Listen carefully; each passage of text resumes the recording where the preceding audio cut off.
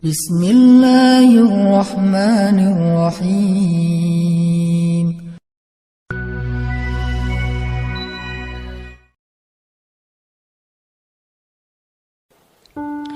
Teman-teman yang dirahmati Allah Subhanahu wa taala, puji syukur kepada Allah untuk nikmat bisa duduk di dalam rumah Allah Subhanahu wa taala. Kita nongkrong sejenak di tempat terbaik, tongkrongan yang insya Allah akan dihitung oleh Allah Subhanahu wa taala seperti orang yang ribat atau orang yang berjihad. Tongkrongan yang kita lakukan antara satu waktu sholat dengan waktu sholat yang lain. Tongkrongan yang kita lakukan di tempat terbaik di muka bumi, yaitu rumah Allah. Tongkrongan yang kita lakukan di dalam sebuah aktivitas yang paling baik, yaitu mencari ilmu. Dan insya Allah tongkrongan ini menjadi salah satu tongkrongan yang dikenal dengan taman-taman surga yang ada di muka bumi.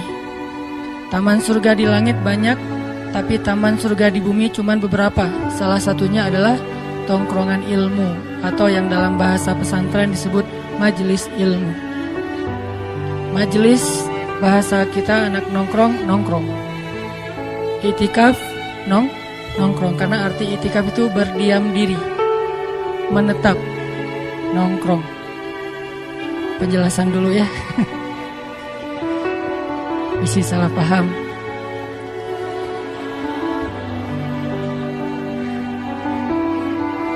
Dan ini adalah sebaik-baik tongkrongan insya Allah, walaupun kita tetap respect dengan tongkrongan-tongkrongan teman-teman yang lain di tempat main, di kafe dan seterusnya. Karena kita punya prinsip no judgment, kita nggak berani menjudge orang lain. Walaupun kita melihat secara zahir mungkin yang dia lakukan itu adalah sesuatu yang biasa aja, tapi siapa tahu ada hal yang kita nggak tahu, ternyata dia bernilai pahala di sisi Allah.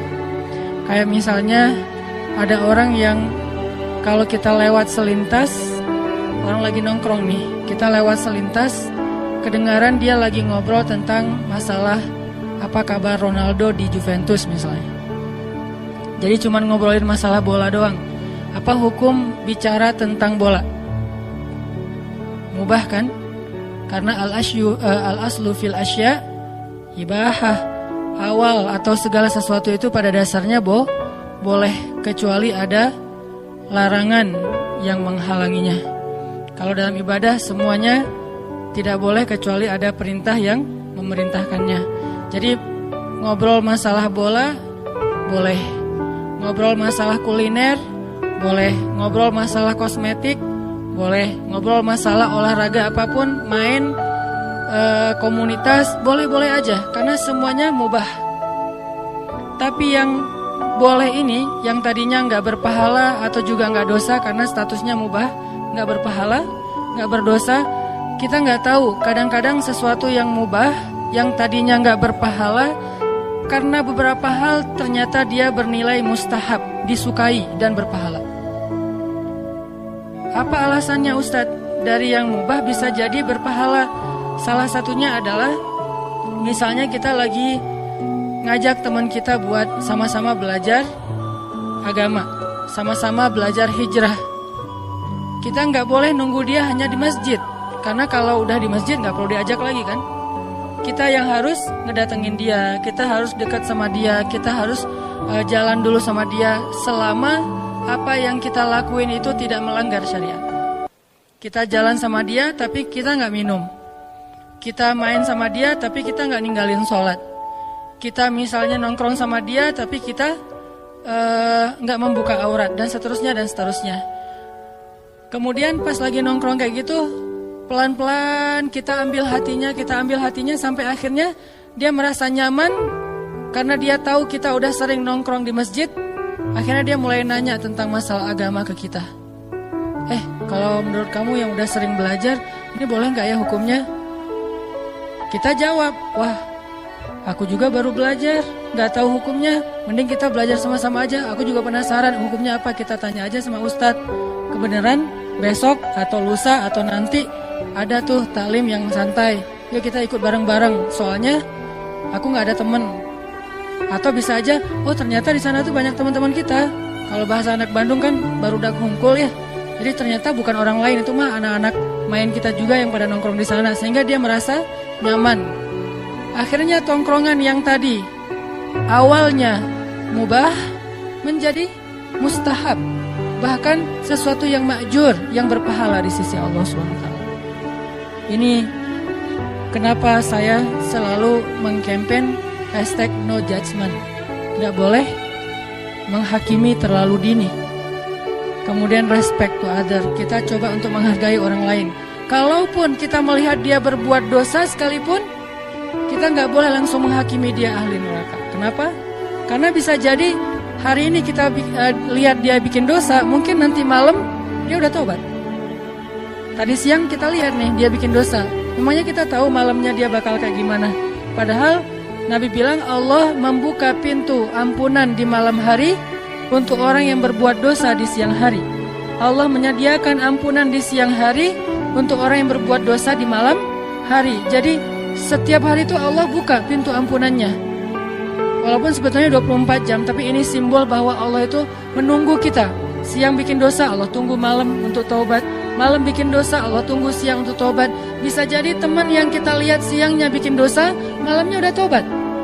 Terus kita yang berburuk sangka, menjudge, menghakimi dia, bisa jadi kita justru menanggung sebuah ucapan yang tidak terjadi pada dia atau tidak layak untuk dia, dan itu dikenal dengan fitnah, atau bahasa lebih tepatnya lagi buhtan, kebohongan, atau juga dikenal dengan ghibah kalau itu benar.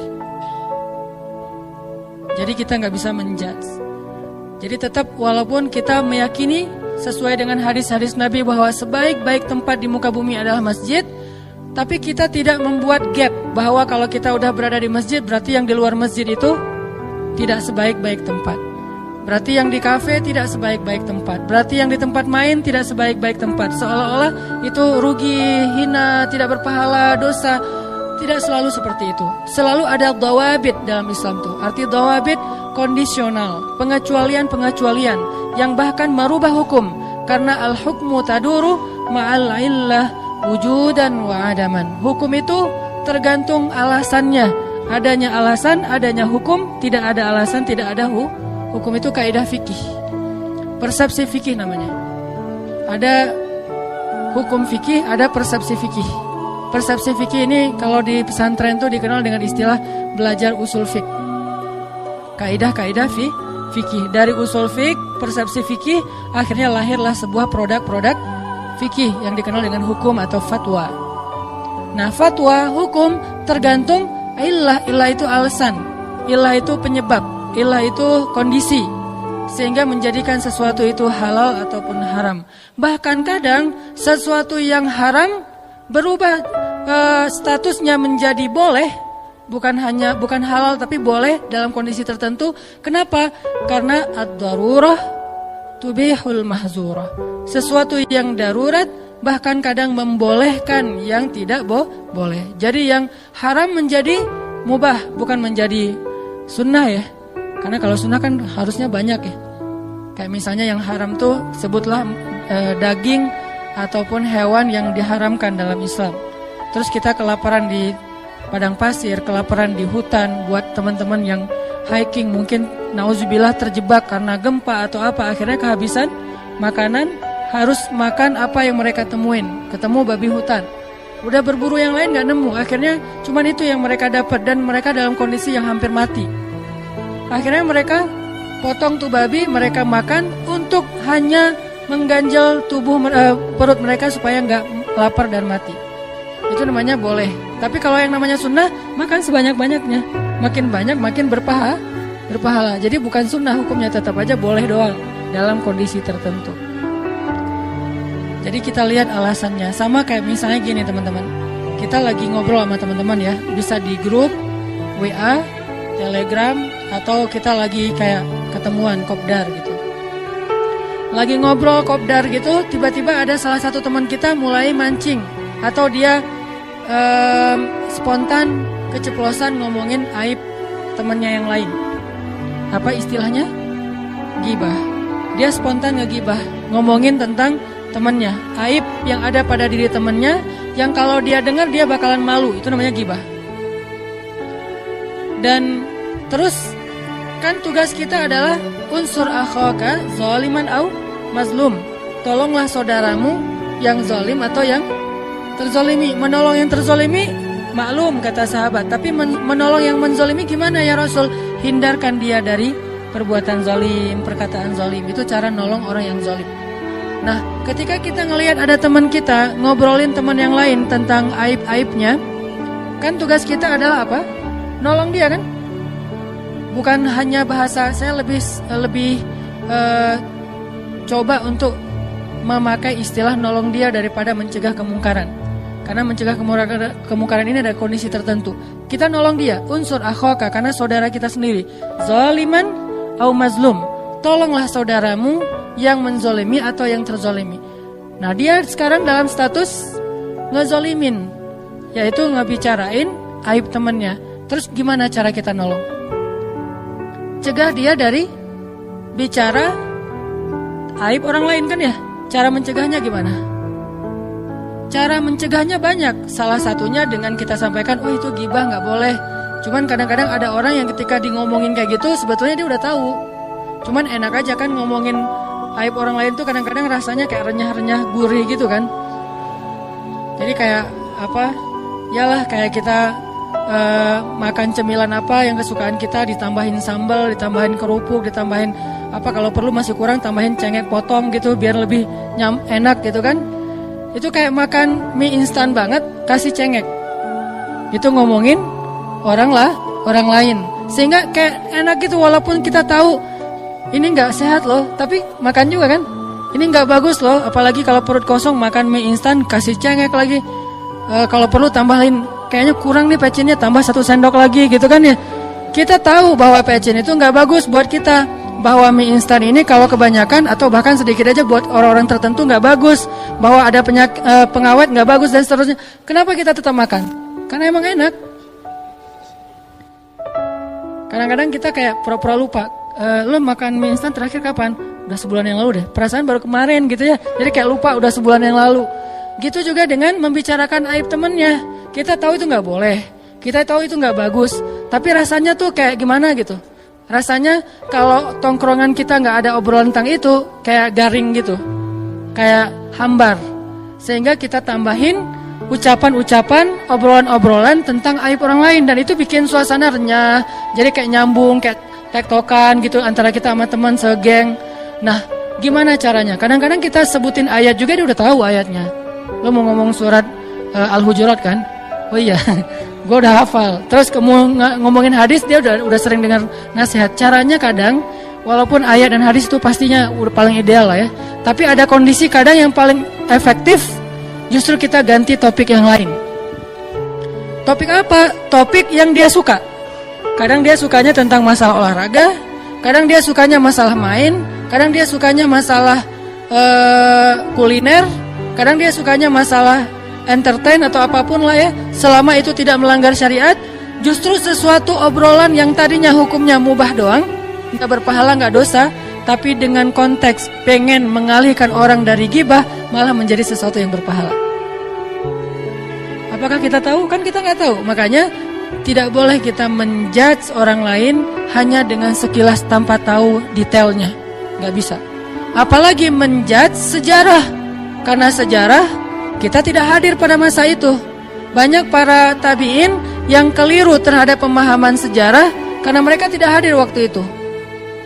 Contohnya dulu ada generasi tabi'in yang keliru terhadap satu ayat. Ayatnya berbunyi wala tulqu biaidikum ilat tahlukah. Janganlah kalian mencelakai diri kalian sendiri. Jadi dalam sebuah peperangan kaum muslimin terdesak, lalu mereka dikepung oleh musuh. Akhirnya seorang laki-laki tabi'in berdiri dan mengatakan, wahai kaum muslimin, Allah berfirman, wala tahliku biaidikum wala tulqu biaidikum ila tahlukah. Janganlah kalian mencederai diri kalian sendiri, melukai diri kalian sendiri, membinasakan diri kalian sendiri. Mending kalian pulang aja, mundur, lari daripada kalian binasa oleh musuh. Dia pakai ayat wala tulqu biaidikum ilat tahlukah. Niatnya baik, baik supaya kaum muslimin terhindar dari dihancurkan oleh musuh. Akhirnya seorang laki-laki sahabat berdiri dan mendorong dia mengatakan, pemahaman kamu salah, kata dia. Pemahaman kamu salah. Kalau bahasa Ali bin Abi Thalib itu kalimatul haq urida bihal batil. Kalimatnya benar tapi tafsirannya yang keliru. Hadisnya sahih tapi syarahnya dhaif. Jadi bukan hadisnya dhaif, hadisnya sahih tapi pemahamannya dhaif. Sehingga seorang sahabat berdiri mengatakan, buruk sekali pemahaman kamu, keliru pemahaman kamu. Demi Allah, ayat itu turun kepada kami dan waktu itu saya masih hadir di antara sahabat-sahabat yang lain. Ayat itu turun ketika kami mulai menjual senjata kami. Ayat itu turun ketika kami tidak mau lagi berinfak fisabilillah. Karena kami menganggap umat Islam sudah banyak. Jadi kalau kami tidak berinfak juga masih banyak yang mau berinfak yang lainnya. Kalau kami jual senjata, yang lain bisa mengangkat senjata. Jadi kami pikir sudah tidak ada lagi kewajiban kami untuk membela agama dan negara. Karena kaum muslimin sudah banyak. Turunlah ayat wala tulqu biaidikum ilat tahlukah. Janganlah kalian membinasakan diri kalian sendiri. Artinya gara-gara berhenti berjihad kalian binasa, itu maksudnya. Kebalikan dari pemahaman tabi'in ya. Kok bisa? Karena tabi'in tidak hadir ketika ayat itu turun. Sahabat hadir ketika ayat itu turun. Nah, inilah pentingnya membaca tafsir, membaca asbabun nuzul, membaca sirah nabawiyah. Kalau perlu teman-teman kalau baca sirah, jangan yang tipis-tipis. Baca yang tebal. Kenapa? Dalam sirah tebal itu banyak adegan detail. Yang saya suka share, yang mungkin teman-teman sebagian menganggap itu kok belum pernah dengar, itu karena bacanya yang tebal-tebal. Biasanya suka ada adegan-adegan kecil, saya suka dengan adegan karena emang dulu dari kecil saya senang dengan sastra, dengan bikin skenario, bikin cerita, bikin penokohan fiksi segala macam. Akhirnya tertarik dengan adegan-adegan kecil. Oh, ternyata dari adegan kecil itu kita jadi tahu hal-hal yang luar biasa dari sirah Rasulullah Sallallahu Alaihi Wasallam. Jadi intinya nggak bisa kita menjudge orang yang hadir, apalagi menjudge orang yang gaib. Orang yang hadir artinya yang kita lihat dia berbuat dosa aja nggak bisa dijudge. Siapa tahu dia udah taubat, atau siapa tahu kita salah lihat. Siapa tahu yang dia lakukan bukan dosa, yang dia lakukan bukan sia-sia. Sehingga tetap teman-teman kita duduk di masjid, tapi kita respect sama teman-teman kita di luar masjid. Kita hadir di ta'lim, tapi kita respect dengan teman-teman kita yang lagi main, yang lagi di jalan, yang lagi di mall. Karena Islam itu fair. Dan wala tuzakku anfusakum, janganlah kalian menganggap diri kalian doang yang paling suci. Huwa a'lamu bimanittaqo, Allah lebih tahulah siapa yang paling bertakwa di antara kalian. Teman-teman yang dirahmati Allah Subhanahu wa taala, kita bersyukur bisa nongkrong di dalam rumah Allah ini. Mudah-mudahan seperti yang saya sampaikan di pekan yang lalu, kita betah dengan tongkrongan ini dan kita jadiin ini salah satu lifestyle kita. Kalau disebut anak nongkrong, bukan hanya nongkrong di tempat-tempat main kita atau di tempat-tempat ngopi kita, tapi juga anak nongkrong itu berarti kita coba nongkrong dalam tongkrongan ilmu. Sehingga ketika kita nongkrong, Allah Subhanahu wa taala nge-like. Allah kan suka kepada orang-orang yang bertaubat kan? Suka itu kan nge-like ya. Innallaha yuhibbut tawwabin wa yuhibbul mutahhirin atau mutatahhirin. Fiha rijalun yuhibbuna ayyatatahharu, kata Allah. Di dalam masjid itu, walaupun konteks ayatnya itu Masjid Quba, tapi berlaku untuk semua masjid yang dibangun dengan dasar ikhlas. Di dalam masjid itu rijalun, banyak sekali orang yang yuhibbuna ayyatatahharu, pengen membersihkan diri, pengen belajar bertaubat, pengen belajar berhijrah. Dan kata Allah, Allah yuhibbul mutatahhirin, Allah suka kepada mereka. Berarti kalau kita nongkrong di dalam rumah Allah, Allah nge-like banget sama kita. Apakah sekedar itu? Itu aja udah luar biasa. Ditambah lagi, Allah akan mengutus malaikat untuk nge-follow kita. Ngapain malaikat nge-follow kita? Ngedoain kita. Kalau dalam bahasa sosmed, nge-komen. Tapi isi komennya itu doa semuanya. Gak ada satupun malaikat yang hate kepada kita. Semuanya komen, Allahumma gfirlahu warham. Ya Allah ampunkan dosanya, ya Allah sayangi dia. Ya Allah ampunkan dosanya, ya Allah sayangi dia.